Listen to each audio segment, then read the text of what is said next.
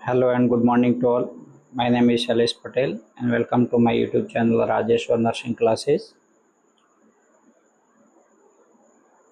कल जो एग्ज़ाम हुआ था आरएमएल का उसका आज हम मेमोरी बेस पेपर लेके आए हैं। बहुत सारे लोगों से बात करके हमने मेमोरी बेस पेपर तैयार किया है जिसके अंदर कुछ क्वेश्चंस हमें प्राप्त हुए हैं। लगभग 50-60 क्वेश्चन के आसपास में हम रिसीव कर चुके हैं। हमने मेमोरी बेस तैयार किया है तो इसमें ऑप्शन कुछ नहीं मिल पाए हैं, कुछ क्वेश्चंस के खाली हिंट्स मिल पाए हैं, तो उसी के आधार पे हमने पेपर को तैयार किया है। इसका मेन पेपर के आसपास हमने पहुंचने की कोशिश की है। यदि कोई क्वेश्चन में आपको लगता है कि कोई चेंजेस की ज़रूरत है या उसमें कुछ ऑप्शन ऐसा नहीं ऐसा कुछ पूछा गया था तो वो भी आप बता सकते हैं। और हमारा एक टारगेट इस पेपर को लेके ये रहेगा कि जो मेंस होने वाला है इसका आरएमएल का ये स्क्रीनिंग टेस्ट हुआ, इसका एक मेंस टेस्ट जो होने वाला है, मेन पेपर जो होगा उसके अंदर आरएमएल क्या करेगा कि उसके आसपास के टॉपिक से ही वो क्वेश्चन उठाने की कोशिश करेगा। तो अपने को उन टॉपिक को कवर करने की कोशिश करनी है, इसलिए ही अपन इस पेपर को मेमोरी बेस्ड पेपर को तैयार करके सॉल्यूशन के तौर पे लेके आ रहे हैं। कुछ पार्ट्स के अंदर अपन करेंगे, फर्स्ट सेकंड थर्ड फोर्थ इस टाइप के पार्ट्स लेके आएंगे। उन पार्ट्स के आधार पे ही अपन उस पेपर को पूरा सॉल्व करेंगे और अपन मिलके आपस में डिस्कस करने की कोशिश करेंगे। ठीक है, तो अपने साथ में जुड़े रहिए आप। पेपर स्टार्ट करने से पहले, सॉल्यूशन स्टार्ट करने से पहले आज की एक थॉट ऑफ डे अपन रख लेते हैं। उसको देखिए, stay positive, work hard, make it happen. अपने को हमेशा पॉजिटिव बने रहना है। पेपर देना था, अपना काम था, अपन ने पेपर दे दिया है। उसके बाद में भी आपको हार्ड वर्क नहीं छोड़ना है। एक लर्निंग जो प्रोसेस होती है ना, उसको कभी नहीं छोड़ना है। आप हमेशा कुछ ना कुछ सीखते रहिए, नया सीखते रहिए।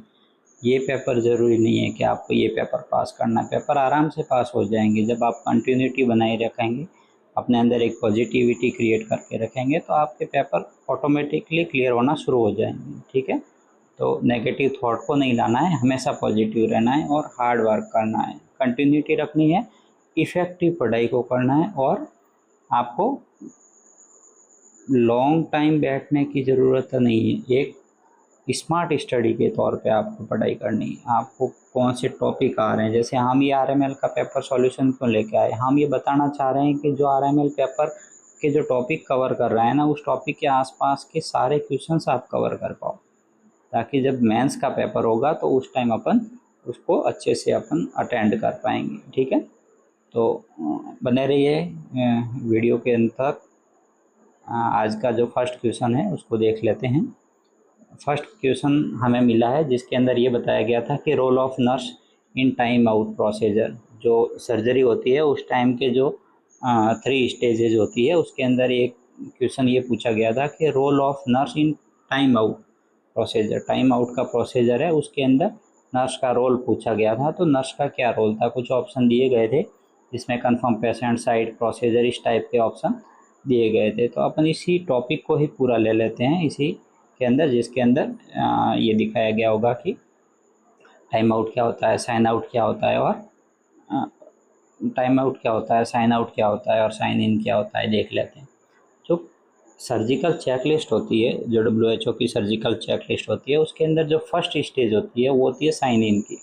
साइन इन के अंदर क्या करना होता है अपने को कि पेशेंट की आइडेंटिटी को चेक करना होता है, कौन सी साइट पे होगा उस साइट को मार्क किया जाता है, और कौन सी टाइप का प्रोसीजर होगा ये प्रोसीजर चेक किया जाता है। ठीक है, उसके बाद में पेशेंट के कंसेंट लिए जाते हैं। कंसेंट लेना अपना काम नहीं है, कंसेंट नर्सिंग ऑफिसर का काम नहीं है, कंसेंट लेना डॉक्टर का काम है, फिजिशियन का काम है। तो वो कंसेंट वो लेंगे। साइट को मार्क करना आपने बता दिया है, और उसकी हिस्ट्री जो है उसको लेना है अपने को। कोई पेशेंट को किसी चीज़ से एलर्जी तो नहीं है, वो लेना है अपने को। उसके जो डायग्नोस्टिक टेस्ट थे उनको चेक करना है, उनकी सब जो रिपोर्ट्स है उनको रिसीव करना है। जो प्रोफिलैक्टिक जो एंटीबायोटिक लगता है उस एंटीबायोटिक को लगाना। इस टाइप के जो प्रोसीजर होंगे वो होंगे साइन इन के अंदर। हमेशा ध्यान रखना है इसको। ये याद रखने का तरीका भी बता देता हूँ, जिसमें साइन इन, टाइम आउट और साइन आउट है। तो इसको आपका STSO, ठीक है, STSO करके, SI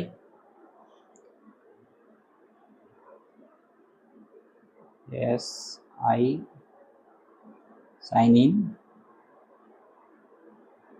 T O time out और साइन आउट, सीटो शो करके आपको याद रखना है। और कई बार पूछा जाता है, नॉरशेट भी कई बार इस क्वेश्चन को उठाता है, एसजीपीजे ने भी इस क्वेश्चन को बहुत बार पूछा है और आरएमएल ने भी इस क्वेश्चन को पूछ लिया है इस स्क्रीनिंग टेस्ट के अंदर, स्क्रीनिंग पेपर के अंदर, ठीक है। सेकंड जो स्टेजेज होती है वो होती है टाइम आउट की। टाइम आउट के अंदर क्या करना होता है अपने को कि जो सारे के सारे जो टीम मेंबर्स है, उन टीम मेंबर को अपने आप को खुद को इंट्रोड्यूस करवाना पड़ता है किसी के साथ में भी, मतलब एक दूसरे के साथ में, कि ये सर्जन है, ये एनेस्थेटिक है, ये नर्स है जो अटेंड करेगी उसको, और पेशेंट को करेक्ट है या नहीं है उसको वापस से कंफर्म करना है, साइट को मार्क करना है, प्रोसीजर को करेक्ट करना है, कौन सा प्रोसीजर होने वाला है, और पेशेंट की जो पोजीशन वगैरह है उसको उस पोजीशन को देना है। तो इस टाइप के जो स्टेप होंगे वो होंगे टाइम आउट के अंदर। साइन आउट के अंदर क्या होगा, नर्स जो होगी उसका क्या होगा और जो सर्जन हो गए उनके क्या हो गए। तो name of procedure was recorded, क्या प्रोसीजर हुआ है उसको, उस प्रोसीजर को रिकॉर्ड करना है। Instrument sponge and needle count are correct, जो भी इंस्ट्रूमेंट यूज हुआ है उस सारे इंस्ट्रूमेंट को आपको काउंट करना है, कितनी सीजर्स यूज हुई है, ब्लेड यूज हुई है, नीडल जो स्काल्प जो होल्डर है, जो ब्लेड होल्डर है वो कितने यूज हुए हैं, उन सबको आपको काउंट करना है। स्पंज कितने यूज हुए हैं, गोज कितने यूज हुए हैं, वो सारे के सारे आपको कलेक्ट करने हैं काउंट के साथ में, ताकि कोई सर्जरी जो पॉइंट होता है उसके अंदर कोई छूट ना जाए, ठीक है। स्पेसिमेन जो होता है, सैम्पलिंग वगैरह होती है, उसके ऊपर आपको लेबल्ड करना है और एड्रेस करना है किसी भी इक्विपमेंट को जो प्रॉब्लम कर रहा है, यदि उसको ज़रूरत है कोई चेंजेस करने की, ठीक है। और जो एनेस्थेटिक है और नर्स है जो कोई रिव्यू यदि की होगी तो वो पेशेंट की रिकवरी या मैनेजमेंट से लेके वो लिखेगा, और यदि प्रोफाइलैक्सिस एंटीबायोटिक है उसको यदि डिसकंटिन्यू करना है तो वो भी वहीं डिसाइड हो जाएगा, और सारे के सारे जो टीम मेंबर होंगे उनके सबके सिग्नेचर लिए जाएंगे। बहुत इंपॉर्टेंट है सर्जिकल साइट की जो चेक लिस्ट है, बहुत इंपॉर्टेंट है, इससे बहुत बार क्वेश्चन पूछे गए हैं।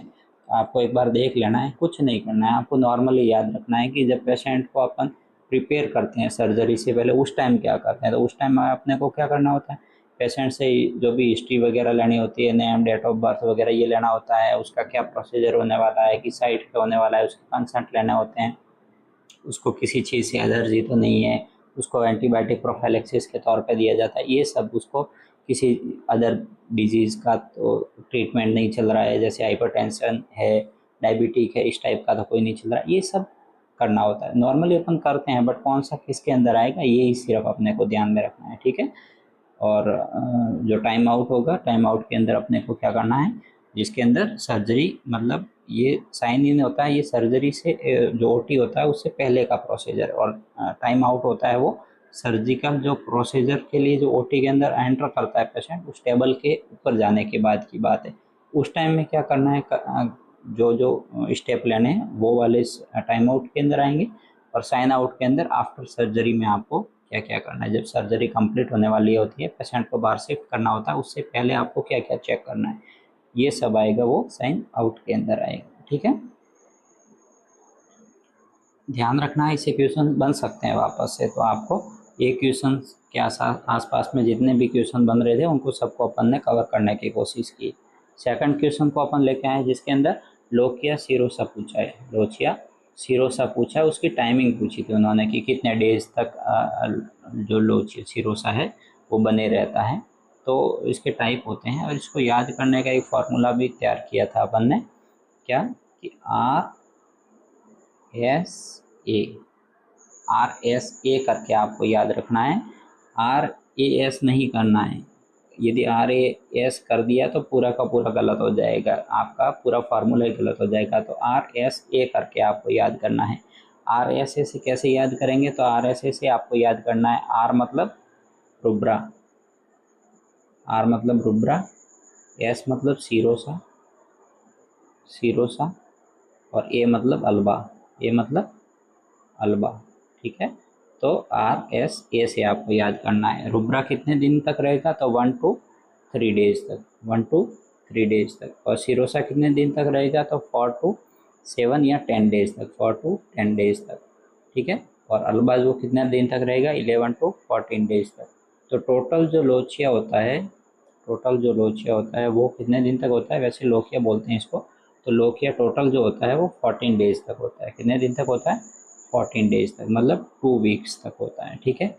इनके कलर पूछे जाते हैं, बहुत बार कलर पूछा जाता है। तो कलर में जैसे लोकिया जो रुब्रा होता है उसका जो ये फर्स्ट स्टेज होती है, और इसका जो कलर होता है वो डार्क रेड कलर होता है, क्योंकि जैसे ही डिलीवरी होगी तो उसके अंदर जो क्लॉट इकट्ठे हुए होंगे कहाँ पे, यूट्रस के अंदर, तो वो क्लॉट बाहर आएंगे, तो डार्क रेड कलर का यूरिन होगा, यदि ब्लड होगा, सॉरी, यदि फ्रेश ब्लड आएगा तो ब्राइट रेड आएगा। हमेशा ध्यान रखना, कभी भी यदि ब्लड रुक के आएगा तो वो डार्क कलर का होगा, यदि ब्राइट रेड आ रहा है तो वो फ्रेश ब्लड होगा।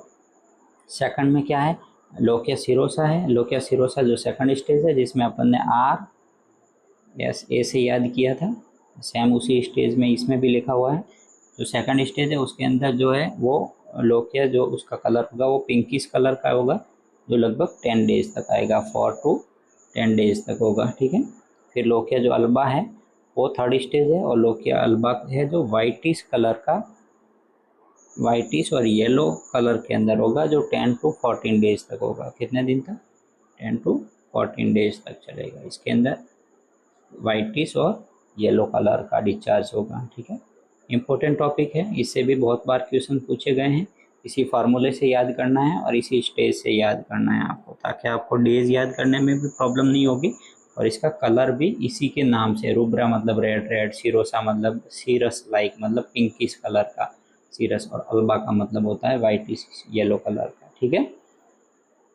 ये भी इम्पोर्टेंट है, इससे भी बहुत बार क्वेश्चन पूछे गए हैं। तो अभी मेंस के लिए भी आपको ध्यान रखना है कि इससे क्वेश्चन बन सकता है। अभी जैसे इसको पूछा है, इसने सिरोसा पूछा, हो सकता है अल्बा पूछ ले, हो सकता है रुब्रा को पूछ ले, तो याद रखना, ठीक है। Next question, primary role of जो नर्सिंग केयर प्लान होता है उसमें प्राइमरी रोल क्या होता है, इंडिविजुअलाइज्ड पेशेंट केयर करके ये एक क्वेश्चन मिला था अपने को। उसके अंदर ये पूछा था कि जो नर्सिंग केयर प्लान होता है उसके देख लेते हैं अपन, उसकी जो स्टेजेज होती है। जैसे फर्स्ट जो होता है वो उसमें असेसमेंट करना होता है। असेसमेंट में क्या करना होता है अपने को, सारा का सारा सब्जेक्टिव और ऑब्जेक्टिव डाटा है उसको तैयार किया जाता है। सेकंड के अंदर इससे 2 क्वेश्चन पूछे थे, इसी नर्सिंग केयर प्लान से 2 क्वेश्चन लगभग आए हैं, ऐसा बताया गया है। तो जैसे डायग्नोसिस कौन से स्टेज में तैयार किया जाता है, पेशेंट को डायग्नोस करना है तो वो सेकंड स्टेज के अंदर किया जाएगा। पेशेंट से जो आउटकम आएंगे वो इंटरवेंशन क्या लिया जाएगा, प्लानिंग की जाएगी, रेशनल और इवाल्वेशन किया जाएगा, ठीक है। इंपॉर्टेंट पॉइंट है, इससे भी केयर प्लान से भी क्वेश्चन आते हैं, ठीक है। कोई पेशेंट ये प्रॉब्लम का पता करना है, डायग्नोसिस बनाना है, तो वो किस पेज में आएगा, तो वो नर्सिंग डायग्नोसिस में आएगा। ये भी केयर प्लान का ही क्वेश्चन था, ठीक है। Next question, meningitis symptom, meningitis के सिम्टम दिए थे, वो क्या क्या हो सकते हैं। ऑप्शन भले कुछ भी हो, अपन एक बार इसको मेनिंजाइटिस को ले सकते हैं। मेनिंजाइटिस क्या होते हैं, जो मेनिंजेज होती है, जो अपनी ब्रेन की मेनिंजेज होती है, इस पर कितनी लेयर होती है, ये पूरा ब्रेन है, इसके पार्ट हैं, मेडुला ऑब्लांगेटा है, और ये स्पाइनल कोड है। इसकी जो कवरिंग होती है, 3 का कवरिंग होती है, मेनिंजेज होती है, पैरामीटर, एग्नोमेटर और ड्यूरामीटर। और इन मेनिंजेज का यदि कोई इन्फ्लामेशन हो जाता है उसको बोलते हैं मेनिंजाइटिस, ठीक है। इसके साइन क्या क्या आ सकते हैं, तो साइन आ सकते हैं इसके अंदर, नेक स्टिफनेस फर्स्ट साइन आएगा, नेक स्टिफनेस आएगा फर्स्ट साइन, ठीक है। सेकंड साइन अपन ने कई बार पूछा गया है और एक क्वेश्चन को भी पूछा गया है इसको, एक होता है कर्निंग साइन, कर्निंग साइन, और एक होता है ब्रूड-जिस्की साइन। कौन सा होता है, ब्रूड-जिस्की साइन, ब्रूड-जिस्की साइन। क्या होता है कर्निंग साइन और क्या होता है ब्रूड-जिस्की साइन। कर्निंग साइन में क्या होगा कि पेशेंट को सीधा लेटाना है, बिल्कुल स्ट्रेट, और एक पैर को ऊपर करके 90 डिग्री के ऊपर लाना है और उससे ऊपर की तरफ ले जाएंगे। जब ऊपर की साइड ले जाएंगे तो हैमस्ट्रिंग मसल्स के अंदर पेन होगा। देख लेते हैं, एक बार बता देता हूँ मैं आपको। ये वाला है, ठीक है, ये कर्निंग साइन है। इसके अंदर अपने को क्या करना है कि पेशेंट को सीधा लेटाया गया है और इसके अंदर ये जो एक पैर है उसको फोल्ड करके, नॉर्मल पे ला के फोल्ड करके उसको अबोव 90 डिग्री जब ले जाया जा रहा है तो पैर जो एक्सटेंशन होगा, जो 90 डिग्री की तरफ अपन ले जाएंगे उससे ऊपर की तरफ, उस टाइम में जो हैमस्ट्रिंग मसल्स में पेन होगा, ये मेनिंजाइटिस का साइन है। ये इसको कर्निंग साइन बोलते हैं, ठीक है। और ये है ब्रूजेस की साइन। बट ब्रूजेस की साइन में क्या होगा कि अपन यदि नेक को पैसिवली अपन उसको फोल्ड करते हैं, पैसिवली यदि इसको फ्लेक्स्ड करते हैं, तो फिर क्या होगा कि पेन होगा कहाँ पे, नेक के अंदर जो पेन होगा उसकी वजह से पैर इकट्ठे किए जाएंगे, मतलब उसको नी को elect heap and knee flexion किया जाएगा, ठीक है। ये पेन की वजह से हो रहा है, इसको आपको मूव नहीं करना है, आपको खाली इस नेक को मूव करना है, फ्लेक्स करना है, उसकी वजह से ये घुटने अपना आप से मोड़ रहे हैं पेन की वजह से, ठीक है। ये ब्रूजेस की साइन कहलाता है, इम्पोर्टेंट है। 3 साइन याद रखना है, नेक स्टिफनेस, कर्निंग साइन और ब्रूजेस की साइन। नेक स्टिफनेस मतलब गर्दन एक बिल्कुल स्टिफ हो जाएगी नेक।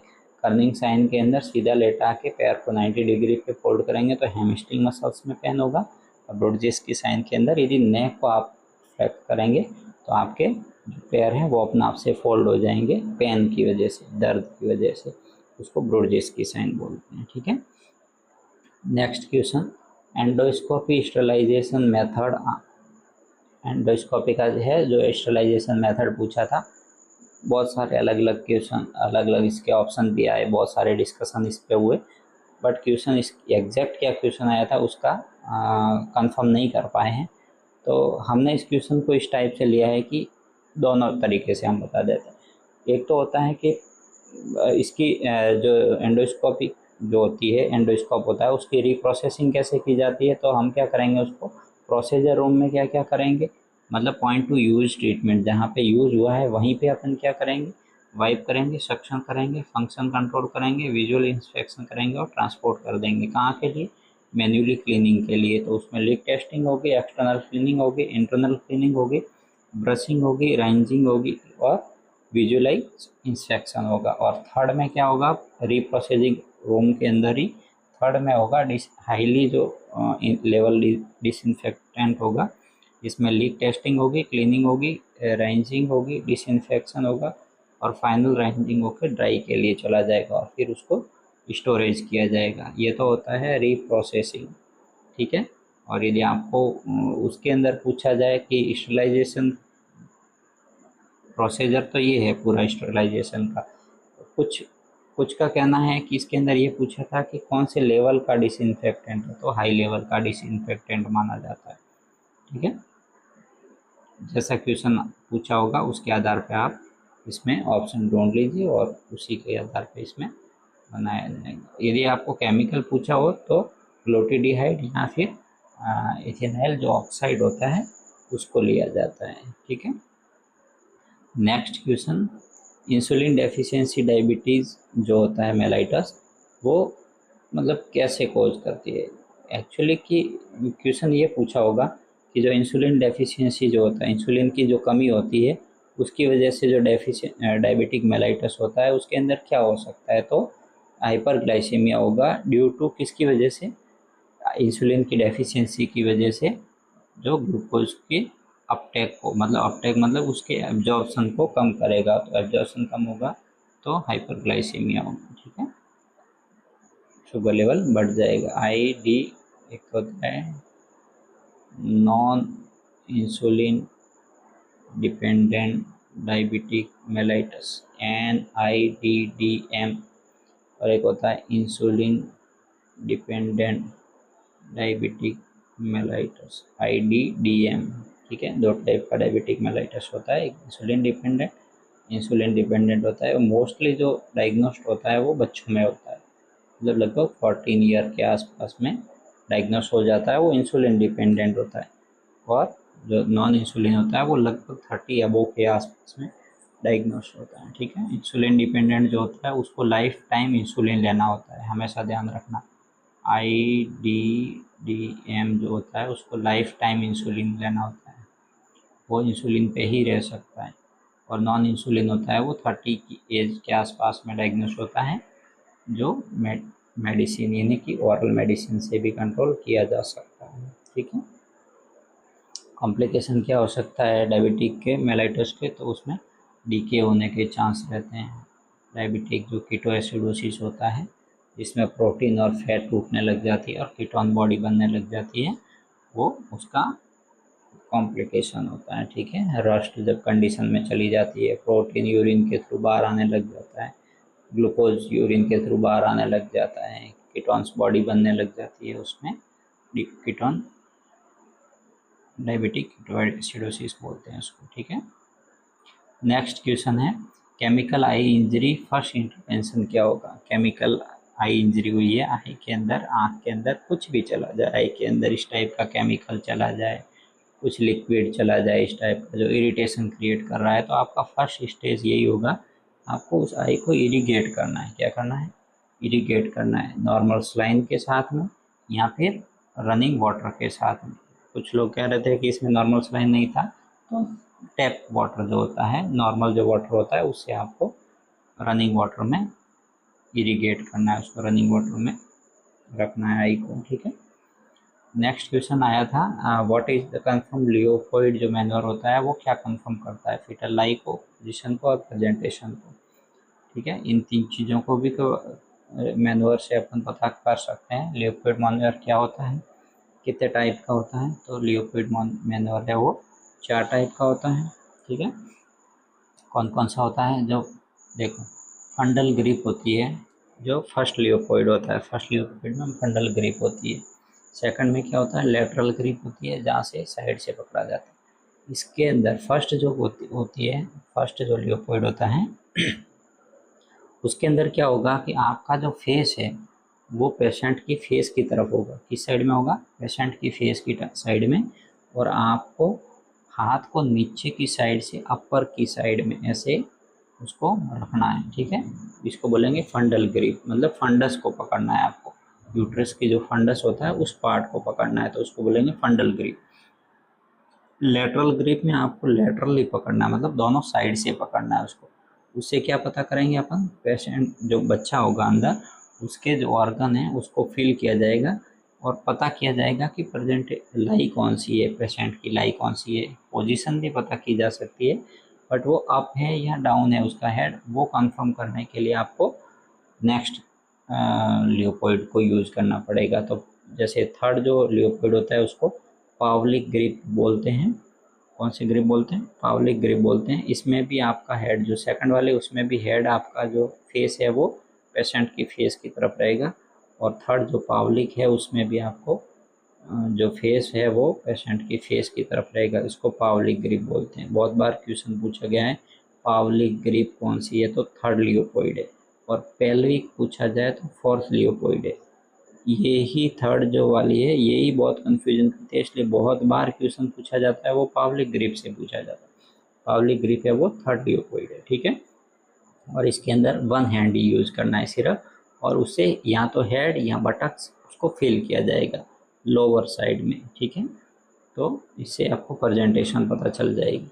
और इससे क्या पता चलेगा, इससे प्रेजेंटेशन पता चलेगी। फोर्थ लियोपोइड है, उससे प्रेजेंटेशन पता चलेगी कि पेशेंट का जो प्रेजेंटिंग पार्ट है वो नीचे की तरफ, डाउन की तरफ आ गया या नहीं आया है। तो इसके अंदर जो एग्जामिनर होगा उसका जो फेस होगा वो होगा पैरों की तरफ, जो पेशेंट होगा उसके पैरों की तरफ इसका फेस होगा और इसको परफॉर्म करेगा फोर्थ लियोपोइड। ठीक है। कितने लियोपोइड मैनर हुए? 4। First fundal grip, lateral grip, Pawlik grip और pelvic grip. First, second, third और फोर्थ। ठीक है। पावलिक इम्पोर्टेंट है, इससे कई बार क्वेश्चन बने हैं, तो इसको आपको ध्यान रखना है। ठीक है। नेक्स्ट क्वेश्चन को देख लेते हैं। एपिजियोटोमी से क्वेश्चन पूछा गया था, तो किस टाइप की एपिजियोटोमी होती है, किस किस साइड में कट लगाए जाते हैं। तो एपिजियोटोमी क्या होता है, जब नॉर्मल डिलीवरी होती है तो नॉर्मल डिलीवरी में जो बेबी का हेड होता है वो हेड जब वेजाइना की जो आउटर लेयर होती है उसको जब टच करती है तो उसमें चांस रहते हैं कि टीयरिंग ना हो जाए।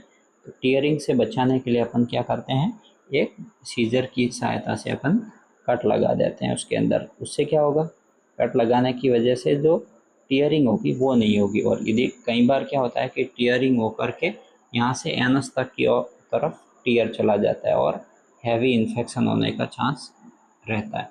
तो अपन क्या करेंगे, मैन्युअली एक कट लगा देंगे ताकि चाइल्ड बियरिंग में बहुत ईजीनेस हो जाएगी, ठीक है, उसके लिए रास्ता बन जाएगा। तो जैसे ही फंड फिटल है उसका हेड जो बल्ज हो जाएगा, उस टाइम में जो वेजाइनल ओपनिंग होगी वहाँ पे एक सीजर की सहायता से मीडियो लेटरल, मोस्ट कॉमन कौन सा लगाया जाता है, मीडियो लेटरल है, वो एपिजियोटॉमी की जाती है उसके अंदर, ठीक है। ऑपरेटिंग जो सीजर होती है उसके द्वारा ब्लंट सीजर को यूज किया जाता है, इनर साइड है उसको ब्लंट सीजर को यूज किया जाता है, उससे अपने को मीडियो लेटरल एक कट लगाया जाता है, ठीक है। ये होता है जो होता है मिड लाइन एपिजियोटॉमी, जो एनस की तरफ जाता है। इसमें मोस्ट कॉमन कॉम्प्लिकेशन क्या होता है कि वो एनस की तरफ टीयरिंग हो जाता है। तो इससे बचने के लिए अपन मीडियो लेटरल जो है वो एपिजियोटॉमी को प्रीफर करते हैं। तो मोस्ट कॉमन कौन सा यूज होता है, तो मीडियो लेटरल यूज होता है। क्यों किया जाता है, तो जो चाइल्ड बियरिंग जो पाथवे है उसको ईजी बनाने के लिए एपिजियोटॉमी को यूज किया जाता है। एपिजियोटॉमी का मतलब क्या है कि manually cutting of vaginal layer, ठीक है। नेक्स्ट क्वेश्चन है, स्विचरिंग कब नहीं करते हैं। इस टाइप का कोई क्वेश्चन पूछा गया था कि किस टाइम में अपने को स्विचरिंग नहीं करनी है। तो यदि इन्फेक्टेड वुंड है तो उसके अंदर स्विचरिंग नहीं करनी है, आपको प्रॉपर ड्रेसिंग करनी है उसके अंदर। और एक जो होता है जो जिसके अंदर डॉग बाइट जैसे केस होते हैं, जिसके अंदर डॉग बाइट ने बहुत घाव कर दिया है, उसके अंदर बड़ा कट लगा दिया, तो उसमें भी स्विचरिंग नहीं करनी है। यदि स्विचरिंग करते भी हैं तो बहुत लूज स्विचरिंग की जाती है ताकि उसके अंदर रेबीज जो वायरस है उसको रहने का चांस कम रहेगा। उसको वॉश अच्छे से करना होता है, स्टार्टिंग में उसको वॉश करना होता है अच्छे से, उसके बाद में उसको उसकी केयर की जाती है, ठीक है। ARV की जो डोज होती है, ARV की जो डोज होती है उसके अंदर को 0, 3, 7, 14 और 28 कितनी डोज होती है, 5, 1, 2, 3, 4, 5। इस टाइमिंग में आपको डोज लगानी होती है। 5 डोज लगती है ARV की।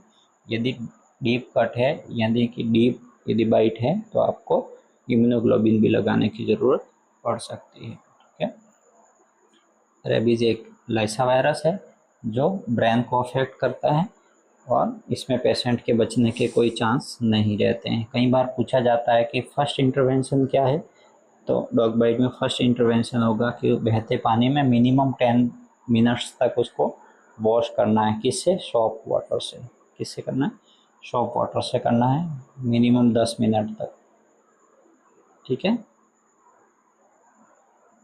10 मिनट तक आपको उसको धोना है। और ये 5 ARV की डोज लगानी है, एंटी रेबीज जो वैक्सीनेशन होता है उसके 5 डोज लगानी है। और 10 डेज तक डॉग को ऑब्जर्व करना है। यदि वो डॉग आपके आसपास का है या पालतू है तो उसको ऑब्जर्व करना है कि वो डॉग कहीं मरा तो नहीं है, ठीक है। उससे पता चल जाएगा कि रेबीज वायरस से इन्फेक्टेड तो वो डॉग नहीं था जिसने आपको कट किया है। नेक्स्ट क्वेश्चन, एंटीरियर तो सुचरिंग कब नहीं करनी है, उसके अंदर 2 आ जाएंगे। एक तो ये इन्फेक्टेड वुंड आ जाएगा और एक आ जाएगा जो डॉग बाइट के केस होंगे। डॉग बाइट के जो केस होंगे उसके अंदर अपने को सुचरिंग नहीं करनी है, ठीक है। इस एग्ज़ाम के अंदर जो क्वेश्चन पूछा गया था उसके अंदर शायद ऑप्शन में यही बताया गया है कि इन्फेक्टेड वुंड आया था, तो इन्फेक्टेड वुंड के अंदर अपने को सुचरिंग नहीं करनी है। क्वेश्चन नंबर 12 है, नेक्स्ट है, जिसके अंदर एंटीरियर फॉन्टेनल्स है उसको क्लोज होने का टाइम पूछा गया था। कुछ लोग कह रहे हैं 18 मंथ था और कुछ कह रहे हैं कि ऑप्शन में ओनली 18 नहीं था, 12 to 18 था। तो 12 to 18 राइट आंसर इसके अंदर जाएगा, ठीक है। क्या होता है फॉन्टेनल्स और कौन सा कब क्लोज होता है देख लेते हैं एक बार। हो सकता है वो मेंस एग्जाम में और क्वेश्चन इससे निकले। तो ये होता है लैम्बडोइडल सुचर, ठीक है। यहाँ पे ये लैम्बडा बना रहा है, ये होता है, ये एंटीरियर फॉन्टेनल्स होता है। ये जो सुचर है ये सजाइटल सुचर है जो दोनों पैराइटल बोन के बीच में है। ठीक है। ये पोस्टीरियर सूचर भी कहलाता है, जिसको लैम्बडोइडल सूचर भी बोलते हैं, जो पोस्टीरियर सूचर है। ये कोरोनल सूचर है, ठीक है, जो पैराइटल और फ्रंटल बोन के बीच में बना रहा है उसको बोलते हैं कोरोनल सूचर, ठीक है। दोनों पैराइटल के बीच में बना रहा है उसको बोलते हैं सजाइटल सूचर। अब जो पीछे वाला है, जो पोस्टीरियर फ्रंटनल्स है, ये कब बंद होता है? ये लगभग 1.5 मंथ के अंदर बंद हो जाता है, 1.5 मंथ के अंदर। यदि वीक में पूछा जाए तो 6th वीक, उसके अंदर ये बंद हो जाता है, और ये 1.5 ईयर के अंदर बंद होता है, ठीक है। 18 महीने या 12 से 18 महीने भी सही है। यदि ऑप्शन में 12 से 18 महीने दिया हुआ था वो भी सही है। 18 महीने बोले तो भी सही है, 1.5 ईयर बोले तो भी सही है, ठीक है।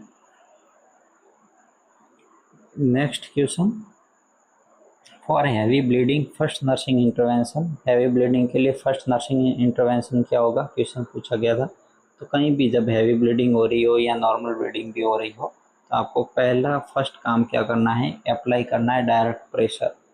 यदि आपको स्टरलाइज कोई गोज या स्टरलाइज कपड़ा या साफ कपड़ा मिल जाता है, अच्छी बात है। यदि नहीं मिलता है तो आपको डायरेक्ट उसके ऊपर प्रेशर लगा देना है और ब्लीडिंग को रोकना है, हेमरेज नहीं होने देना। यदि कंटिन्यू ब्लीडिंग होगी तो पेशेंट डिहाइड्रेट हो जाएगा और वैसे ही एक्सपायर हो जाएगा, तो उसको रोकना बहुत ज़रूरी है हैवी ब्लीडिंग को, ठीक है। नेक्स्ट क्वेश्चन, हेड इंजरी का पेशेंट है, neurological fever risk priority nursing diagnosis करके इस टाइप का कोई क्वेश्चन था। क्वेश्चन क्या था उसका तो कोई वैसे नहीं है, बट यदि हेड इंजरी का इस टाइप का कोई आता है केस, तो उसके अंदर अपने को आईसीपी बढ़ने का चांस ज़्यादा रहता है।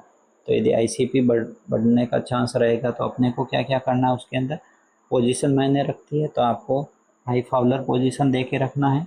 इसके अंदर जो क्रेनियल प्रेशर बढ़ता है उसमें, यदि बच्चा होगा तो उसमें बल्जिंग फॉन्टेनल्स अपने को देखने को मिलेगा, ठीक है। और हेड इंजरी में मेनिंजाइटिस होने के चांस ज़्यादा रहेंगे, यदि वो इंटरनल है तो एसिफिलो हेमेटोमा बनने के चांस ज़्यादा रहेंगे, और उसके अंदर सिफिल जो कैपट बनने के चांस भी ज़्यादा रहेंगे। तो इस टाइप का कोई क्वेश्चन था, उसको लेके एक क्वेश्चन आया हुआ था, ठीक है। नेक्स्ट एक क्वेश्चन आया था कि टेम्परेचर है उसको रेगुलेशन कौन करता है? टेम्परेचर रेगुलेशन सेंटर का पूछा था, तो ये हाइपोथैलेमस है, डायरेक्ट क्वेश्चन पूछा गया था।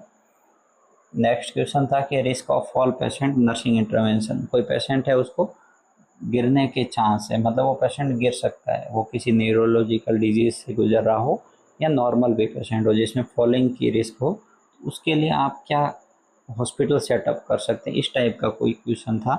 यदि इस टाइप का था तब तो आपको साइड रेल्स लगानी है, कॉल बेल लगानी है, जो फुटवेयर है वो नॉन स्लिपरी होने चाहिए। इस टाइप के कुछ ऑप्शन में से आपको उसका आंसर चूज़ करना था। हो सकता है ये कि ऑप्शन में कुछ अलग हो या क्वेश्चन कुछ अलग दिया हुआ हो, तो उसके आधार पे ही ऑप्शन मिले नहीं हैं तो उसके आधार पे हमने उसका ऑप्शन बनाए हैं कि हो सकता है इसके आसपास का कुछ न कुछ पूछा होगा, ठीक है।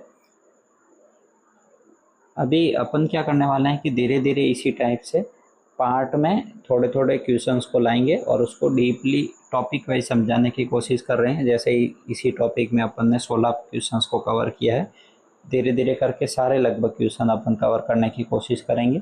आप बने रहिए इस वीडियो के अंदर और सपोर्ट थोड़ा रखिए। यदि आपको कुछ क्वेश्चन में लगता है कि इसमें ऑप्शन ये था, यदि राइट ऑप्शन मिल जाते हैं तो भी अपन उसको डिस्कस करने के लिए रेडी है। अपन नेक्स्ट वीडियो में उस क्वेश्चन को डाल देंगे। आप कमेंट में ये चीज़ें लिख देना कि इसमें ऑप्शन में ये नहीं ये था, क्वेश्चन एग्जैक्ट ये था, तो नेक्स्ट अपन वीडियो में उसको ऐड करके उसको डिस्कस करने की कोशिश पूरी करेंगे, ठीक है। Thank you so much. हिम्मत नहीं हारनी है बिल्कुल भी, बहुत अच्छे से मेहनत करनी है। लगभग आप जो भी देख रहे हैं वीडियो सारे के सारे क्वालिफाई हो, मेरी तरफ से आपको अग्रिम शुभकामनाएं। आपको मेंस के अंदर बिल्कुल जीत तोड़ मेहनत करके लग जाना है, आपको सफलता ज़रूर मिलेगी, ये मेरी गारंटी है, ठीक है। बने रहिए। कोई भी डाउट होता है, कोई टॉपिक आप मेरे से डिस्कस करवाना चाह रहे हैं तो आप कमेंट में डाल दीजिए, हम उस टॉपिक पे बहुत अच्छे से वीडियो लाने की कोशिश करेंगे। रिटर्न से ज़्यादा मेरे वर्डों पे ध्यान देने की कोशिश करना। हम कोशिश कर रहे हैं कि वर्बली आपको ये चीज़ समझाने की कोशिश करें कि हर एक आपके जो दिमाग में जो कंसेप्ट बन रहा है उसको क्लियर करके ही चलें, ताकि मेंस में जो कुछ पूछे गए क्वेश्चंस होंगे उसको आप अच्छे से कवर कर पाएंगे। ठीक है, thank you so much, thank you to all.